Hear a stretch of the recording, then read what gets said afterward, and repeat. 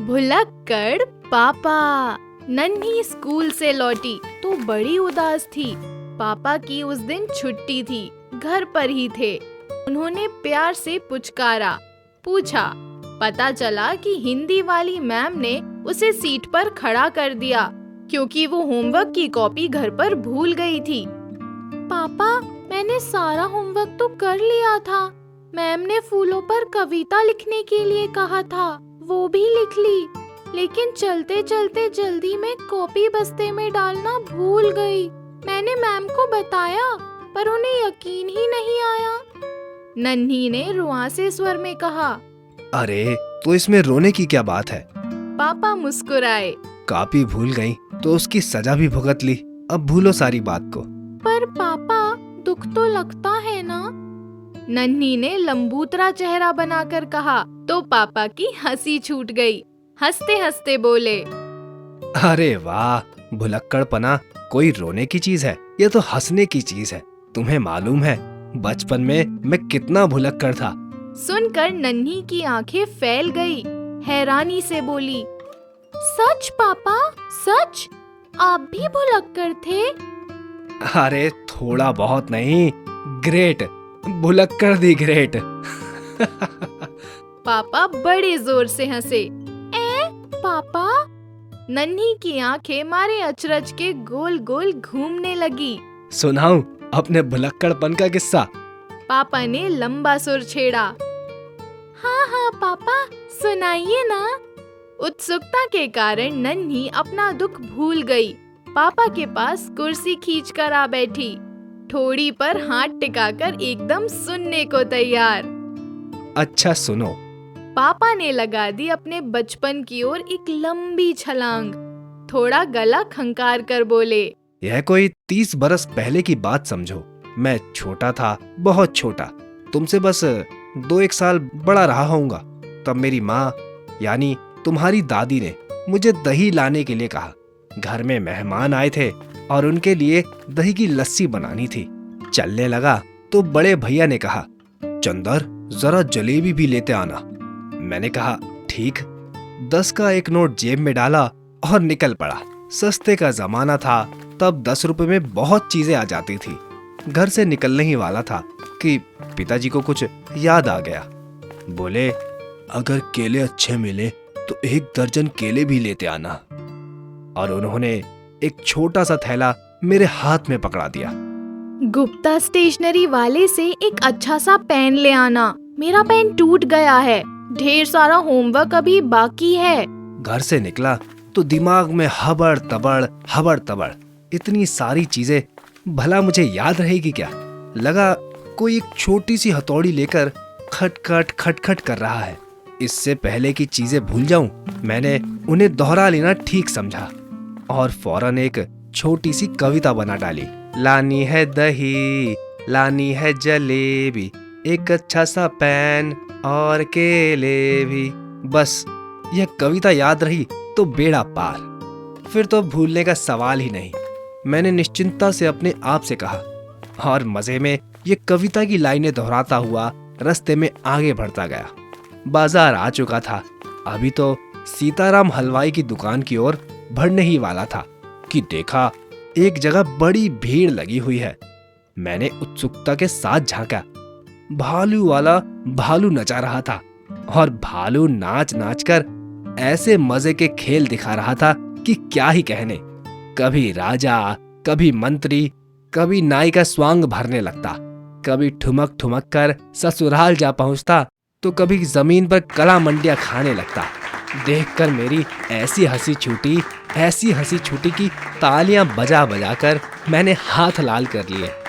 और तब तक वहां से नहीं टला जब तक भालू वाले ने बकायदा घोषणा नहीं कर दी कि खेल खत्म, पैसा हजम। जैसे ही पैसा हजम की बात सुनी, मुझे झट से याद आया, अरे मेरी बूशर्ट की जेब में तो 10 का नोट है। मैंने झट से जेब में हाथ डालकर देखा, नोट ज्यों का त्यों ही पड़ा था। तभी मुझे याद आया कि मैं घर से कुछ चीजें लेने के लिए आया हूँ, इसीलिए ये 10 का नोट माँ ने दिया है। मगर वो चीजें कौन सी थीं, ये बात दिमाग से गायब हो चुकी थी। मैंने याद करने की बहुत कोशिश की, मगर दिमाग खाली, एकदम खाली। वहां तो बस भालू का नाच और तमाशा बसा हुआ था।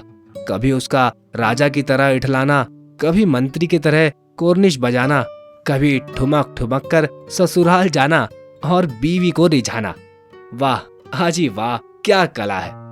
मैंने उस कविता को याद करने की कोशिश की जो मैंने घर से निकलते ही बना ली थी, मगर वह अब ऐसी साफ हो चुकी थी जैसे स्लेट पर लिखे अक्षरों को किसी ने गीले कपड़े से पोंछ दिया हो। मैं तो घबरा गया। दिमाग पर बहुत जोर डाला तो मुश्किल से कविता की आखिरी लाइन याद आ गई, मगर वह भी काफी कुछ बदल गई थी। यानी कि मुझे याद आया, लाने हैं भैया चंदर, केले भी, लेकिन केले के अलावा और क्या क्या लाना था ये तो याद रहा ही नहीं।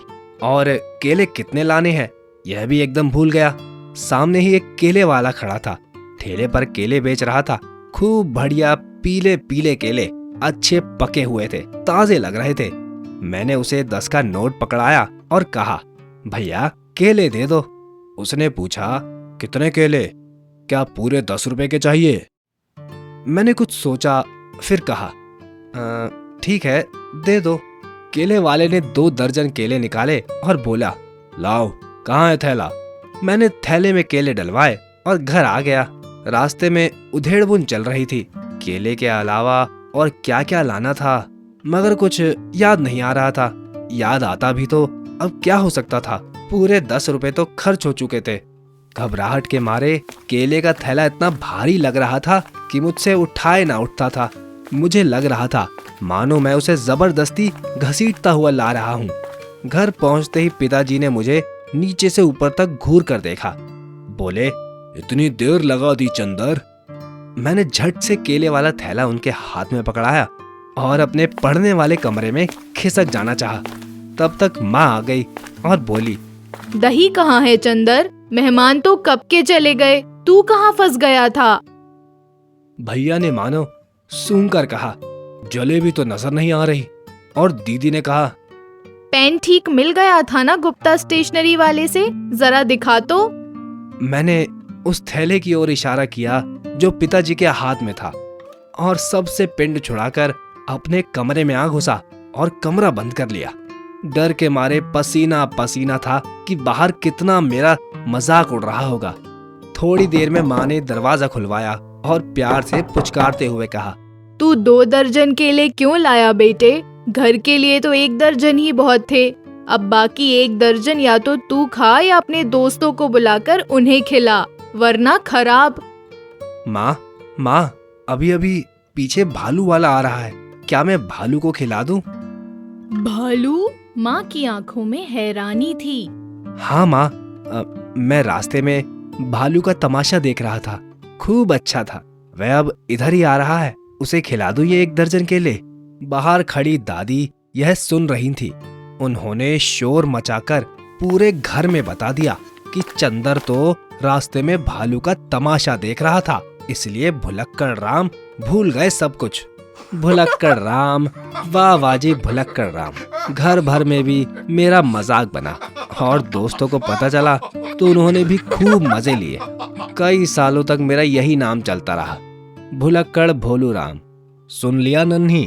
कहकर पापा ने जोर का ठहाका लगाया तो नन्ही देर तक हंसती रही, खिल खिल खिल खिल खिल खिल। अच्छा पापा, अगर मैं फूलों वाली उस कविता के साथ भुलक्कड़ पापा नाम से भी एक कविता लिखकर मैम को दे दूं, फिर तो वो खुश हो जाएंगी ना? नन्ही बोली। क्यों नहीं? पापा मंद मंद मुस्कुराए।